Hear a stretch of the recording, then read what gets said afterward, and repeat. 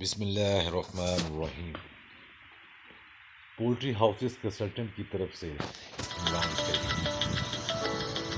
آپ کو بھی ہم دکھا رہے ہیں کہ سرکولیشن آف ایئر جو ہے وہ کیسے ہوتی ہے، بنا کنڈکٹر کا جو منیمم روٹیشن کا پراپر جو ہے فینامنا کیا ہے۔ یہ دیکھیں، یہ آپ نے دیکھا کہ انلیٹ سے ہوا آئی اور سینٹر آف دا ہاؤس سے پھر نیچے آئی، ٹھیک ہے، اوپر جو ہے گرم علاقے سے وہ مکس ہوئی اور جب نیچے آئی تو اس کا وہی ٹمپریچر ہو گیا۔